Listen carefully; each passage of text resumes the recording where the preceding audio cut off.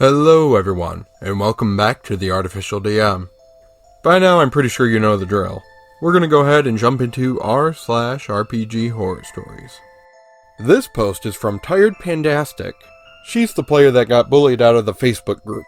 One of those players who make playing beast races really weird. This went down last night, and I'm annoyed as heck.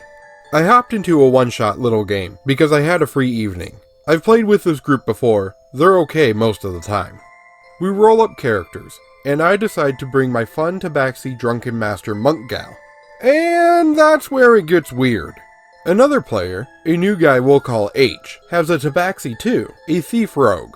Okay, cool. He immediately wants us to buddy up as fellow beast women. Okay. To cut things short, he was a weirdo. Like full-blown, cliché, stereotypical furry who can't not bring weirdness to their character. Described his character in excruciating detail, roleplayed her with annoying traits, rubbing herself on people, lapping up milk from bowls, meowing mid-sentence, licking herself to bathe? Ugh!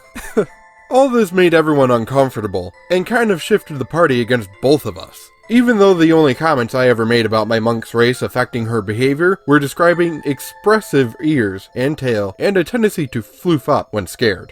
We told him repeatedly to tone it down. He insisted he was just playing his character, and even made a dumb comment about how his rogue was not in denial of her species' nature like the monk is. What? The session left a bad taste in my mouth, so to speak. I am definitely never playing with him, even though he's an otherwise competent player, and I think the rest of the group agrees. But man, it bummed me out. I'm getting reluctant to play my monk now. She's a kinda homage, love letter to old school kung fu movies, especially the work of Jackie Chan, and my fondness for cats. I say as my Yorkie dog snores in my lap. I don't want to hesitate to bring her into games for fear of people assuming I might do that kind of crap. So I'm going to briefly touch on furries. The thing about role-playing a furry character in D&D, there are two distinct factions. There are those that take it to the extreme, and then there are those who are like, just flavoring their roleplay. And this post right here shows it off perfectly. Take this post, and you can effectively view the entire furry fandom in the same light. What happened with the other players, where they started to kind of shun both tabaxi, is exactly what happens with the entire internet and all the furries. One bad apple can spoil the bunch. At least, those are my thoughts. Let me know in the comments below if you think differently. This story is from the user Akiri Inc. Now, before we start the story, one thing I want to preface is, the poster is dyslexic, so if you're reading along, there might be a few places that I've changed it. I've tried to stick with the whole story, I've just changed a few sections so that way it could sound a little bit smoother. Editing Artificial DM here. So it appears OP actually went back and cleaned up his story a bit. By this point, I had already recorded the story and edited the audio, and so now I kind of look like a jerk. Yay. New player yells at DM and throws dice because they didn't get a turn. So I have waited a few years to talk about this. And with my recent discovery of this subreddit, I thought it was time I put out some of the dirty laundry I had on some of my RPG horror stories. Now, this is a few years old, and my brain, out of trauma, basically has blocked out quite a bit of events pertaining to this player. I still remember some key events over the course of playing with this player, but a lot of the smaller stuff was purged from my memory. This story, however, was the first of many incidences that more or less ended our group and even gave a player PTSD flashbacks and nightmares, to the point they left the group before it hit peak crazy. Not this story, but I can share another time. This was about 5 or 6 years ago. My first group had just finished our main campaign that took us about 3 years real life time to complete, and was my best reintroduction to tabletop RPGs. It also helped my original DM, ODM, who was amazing. We were playing at my new school at the time, a new college that allowed 24-hour access to the school, and we had gotten permission to run our games there. This also meant other students could walk into our session if they had also gotten permission to stay. This resulted in 2 new players joining our group. No big deal at the time. We were all in the mindset of more the merrier. We meandered about for a month, doing small one-shots and trying to decide our next big thing. And at the time, one of our new players, and close friend of mine, who had wanted to join had started dating and had the girl sit in on a few of our sessions. No biggie, right? Well, she wanted to play, and we had all decided about the same time to do a Mutants and Masterminds game. None of us had played it, but we were all excited to play overpowered superheroes.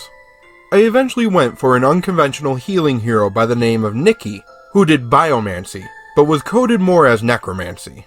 At first level, I could heal and revive about 300 zombies of various intelligence and or power stats, since I could stat them the same as a player character, as long as I had the bodies or material to do so. Like I said, overpowered. I can't exactly remember everyone else's characters, save for a big Russian guy who had ice powers, and the Problem Girl's character, who was a girl who hadn't unlocked her powers yet, but was a hard military type. We ended up having about 6 player characters. I will list who was important for the story. OP, me. DM, the new DM. PG, Problem Girl, DM's new girlfriend. P1, Russian hero. So yeah, overpowered stats were about the same for everyone's new powers, and with the new DM. The guy hadn't DM'd before, only played as a player character, but most of us vets were understanding if there was a screw-up or flaws. We were there to have fun. All except the Problem Girl. She had never played or done any kind of RPG before, other than video games, and most were first-person shooters from what I saw. We started. Being told our characters are being recruited for a Marvel Shield type organization to get us all together and facing a common type deal. My character seeming more like a deranged woman with a corpse sitting next to her in the meeting room, gossiping with it about the other players, and physically moving the body to interact with objects. The character introductions went smoothly, with Problem Girl playing the edgy, silent, broody military type, P1 playing the big brother Russian, and so on. Things were going smoothly more or less, all of us brushing off Problem Girl's edgy character as a new OC type of thing, falling into a trope for a first game sort of thing. She spends most of the game making edgy quips, and hanging in the back, mostly being quiet to have the edgy type character. Later, they stated they did it because they hadn't grasped what the character was like yet, and never did this before. So things were normal, that is, until we got into our first and last bout of combat. We were told a mall was being overrun by monsters coming out of a portal, and we had to stop it and save civilians, so we all rushed over. My character making a trip to a local museum to raid their mummies exhibit, as well as obtain a T-Rex before riding it to the mall with a ribcage full of mummies, and cackling in pure glee. I arrive about the same time as everyone else, and we roll initiative and the order is cast. Problem Girl being at the very end due to just an unlucky roll. We get a few rounds in, the monsters being small grunts with like 5 HP, so more or less can be taken out with a good whack. At this point we get to the Russian guy, and they, like a badass, roll a natural 20 and more or less an all-around crit, clearing the room of all baddies and even avoiding civilians with an awesome rain of ice. All of us were excited for such a cool power display and congratulated him, excited to see what the next wave of baddies would bring us and let us do power-wise. But it was very much short-lived, as Problem Girl hadn't gotten a turn and very quickly threw a fit. She threw her borrowed dice, which at least one was metal, at the Russian guy, screaming, "Floop you! Floop this!" slamming her hands on the table and screaming at the DM before storming out of the room, harshly slamming the door, leaving literally all of us in shock, not really knowing what happened because it happened so fast. Me and the 4 other players were like deer in headlights, not sure what was going on or what to do. The DM, who had some social issues at the time, crumpled and started having a panic attack and crying, and Russian guy left the room as well to have an emotional breakdown from how sudden he was being yelled at for no reason. This left the entire room feeling heavy and awkward, and I was left with the realization I had to carpool the Russian guy and Problem Girl home. This went on for a good hour. DM, Russian guy, and Problem Girl all eventually talked things out, but needless to say, we were done for the evening. I checked the door for damage because I was not going to get in trouble for destruction of school property. Eventually we got everyone calmed down enough to get ready to go and move to the car.